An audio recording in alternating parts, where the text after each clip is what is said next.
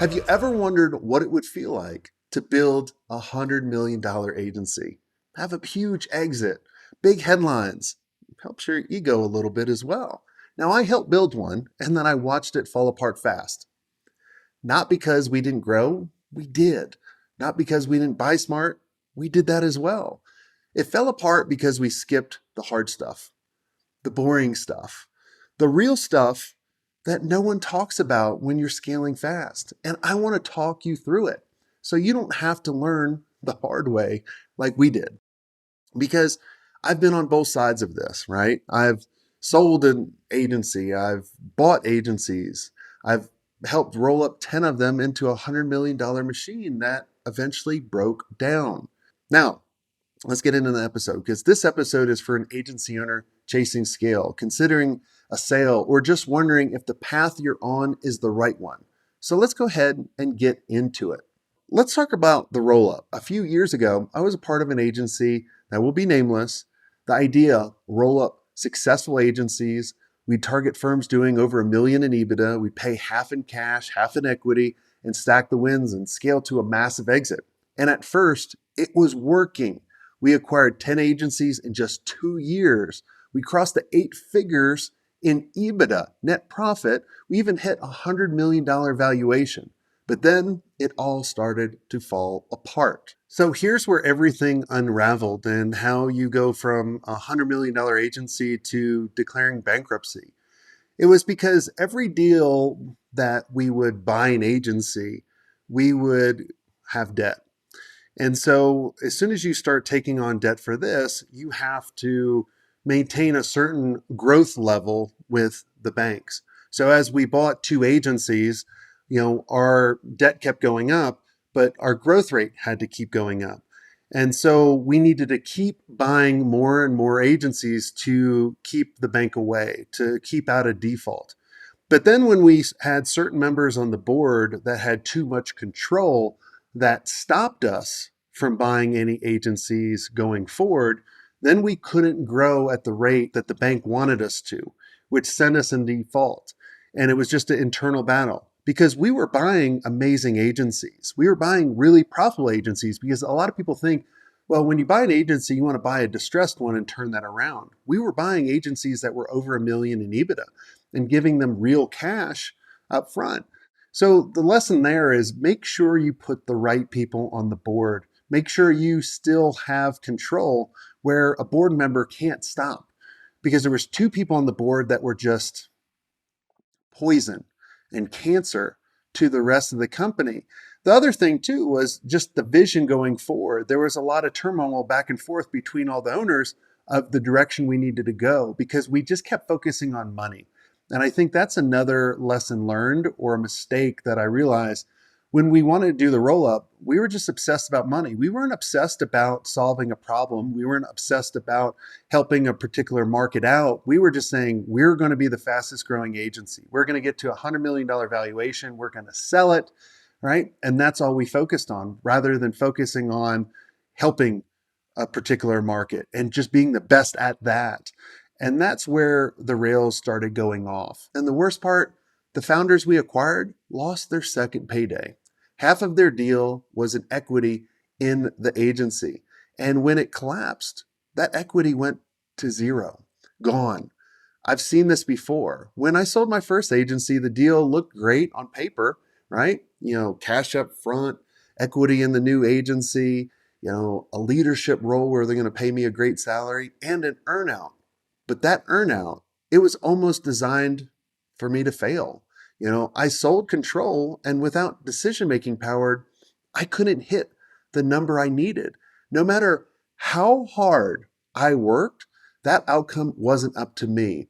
So believe me when I say this, but be damn happy with the cash you get up front because nothing else is guaranteed. Now let's talk about another lie most agency owners believe. If we combine a few EBITDAs, positive agencies, right, together, we're going to get a massive valuation. Yes, on paper, but unless you're fully integrate those agencies across systems, people, culture, the operations, it's not worth what you think. Now, we didn't do that. We didn't have an integration team. Each agency stayed on its own lane, a separate Slack channel, separate tools, separate chaos. It felt like a bunch of little businesses operating under one logo. And here's the crazy part, right? These weren't distressed agencies. They were all profitable. They were not overworked. Many were owners doing great. And when I talked to these founders, I asked them, why do you want to sell? Right? Like you're making great money. You're not killing yourself. And I actually discouraged some of them, not because I thought, this agency would fail. I genuinely believed in what they were building. But I always told them, right? And this always made me feel better, make sure you're happy with the cash up front because nothing is guaranteed. And I'm so glad I said that because, some of them, their first check was the only thing, they ever got from this deal. Now, if we have followed an 8-system framework that I laid out in my book, Accelerating Your Agency, things would have been very, very different. Here's where we failed, right? In system 1 in the book, well, we never defined where our agency wanted to go post-acquisition.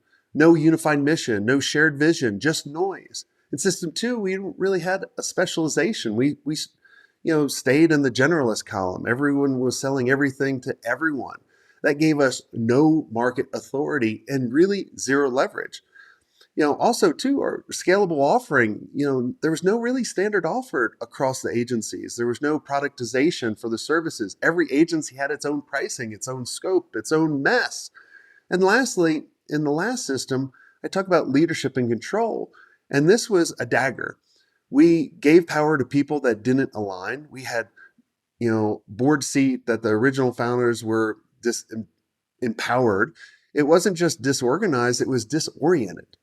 Now let's talk about the right way to scale, right? Where you actually love your business again.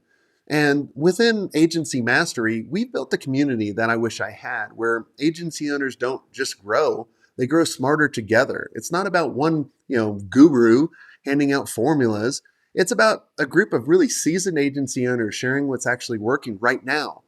We sharpen each other. We push each other. We hold each other, accountable to building their agency so they don't burn out. And here's what we believe.